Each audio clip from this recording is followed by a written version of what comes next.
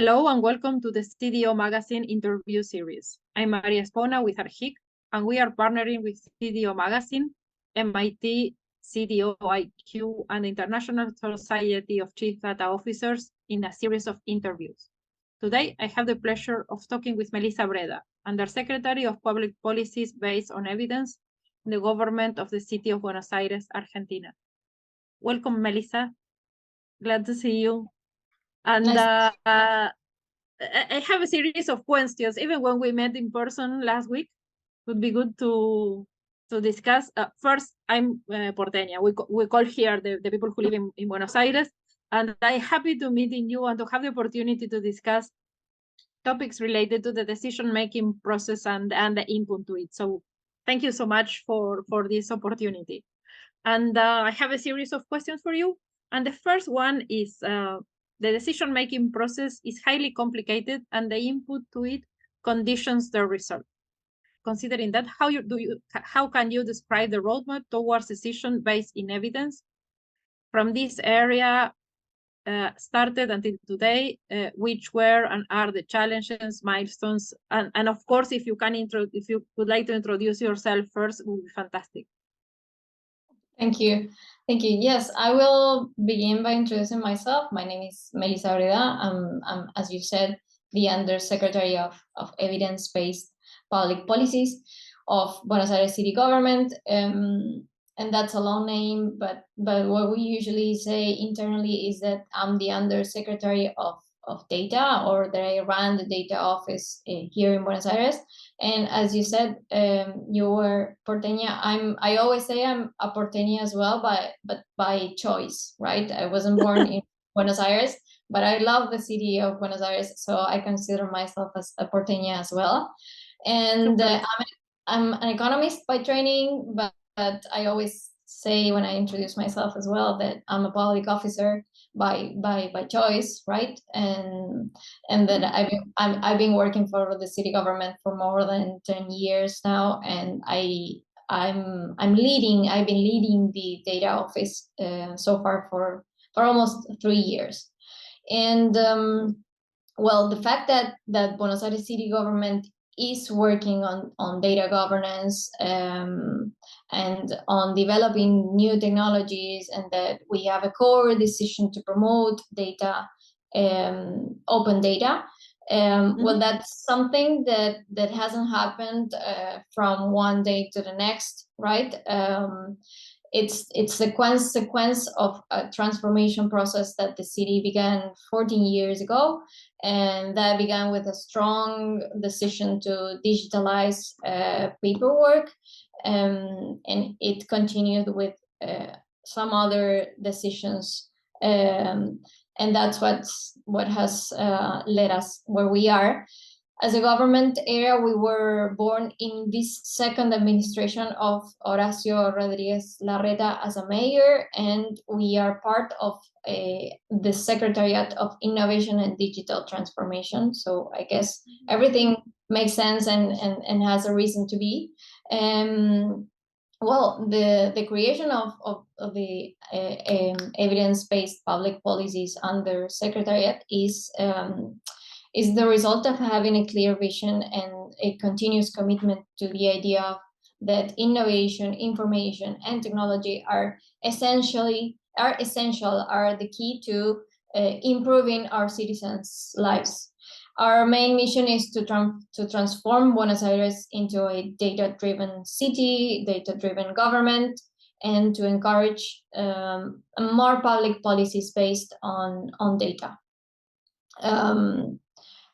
We think that data is a valuable asset for any organization, but we try to move one step further, and we say that data is not an inherently valuable asset.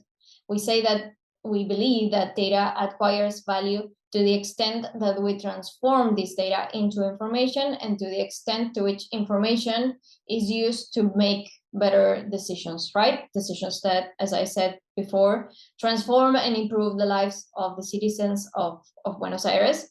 And well, that's I think that's the best summary to explain what we do here in the Undersecretary. It's an amazing job what you are doing, and considering how messy the situation is in Buenos Aires, trying to implement data-driven decisions is something that we all applaud, and we are seeing the results. I remember during the pandemic, Horacio saying that the decisions were made using data, and he emphasized a lot in the decision making driven by data. So for the ones that we understand what he was trying to say, it was like, wow, we are in the right direction. Exactly. You're very right. It's super.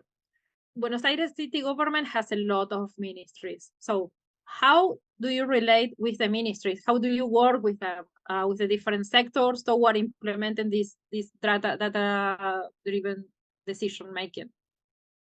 We believe in collaboration. We are we are very transversal, or we are essentially an area that provides services, right? And there wouldn't be there isn't any chance of implementing changes in government in Buenos Aires city government if we don't form alliances, right? If we don't treat the areas of the rest of the areas of government as partners, as strategic stakeholders. So we work in a very collaborative way, and we always make a great effort, and we continuously talk about that inside our team, with our team. What we need to do is to ask ourselves and ask the areas, what is it that they need, or what their pain points are, because we need to put data at the service of solving those problems. It's not about creating a dashboard and making it the most beautiful dashboard in the world. It's about understanding the process, or what we say, their core business. What is it that's not working in that process, and how we can provide better solutions, or the right solution, even if it's simple or if it's complex, right? It doesn't matter. It's not the main point. How is it that data is going to help them solve their problems, and how is it that they are going to be responsible after we leave for sustaining and continuing the working the way we have suggested, right? How is it that they're gonna keep their own teams working with the data that we have provided or analyzed or help them analyze? How is it that that's gonna be sustainable? Because otherwise, Buenos Aires city government is a very big organization. It's a very complex one, and it's very heterogeneous, right? We have a lot of areas that are very mature in terms of data governance, and we have other areas, or there are other areas that are just starting, and their day-to-day is really chaotic, or they are continuously in a state of emergency, right? So we need to provide the tools that are just right for their specific situation. What we want to do, or what we try to do, is to bring the culture of data to these areas. It's not easy, but we need to rely on generating networks and establishing these strategic alliances in order to promote the projects, and for the projects to transcend the people that are in this very moment making decisions, if we truly believe that data or evidence-based decisions are the right way to make decisions, right? Yeah, it's fantastic what you are saying, and what the words that bring to me is that what you are doing is a cultural change, because data are around since a lot of time, and you have to make the people understand how they can use in their profit. And that data, it's not only working with Excel and the computers, that is much more than that. And it's a cultural change that it takes time, I believe, but we see the results later, right?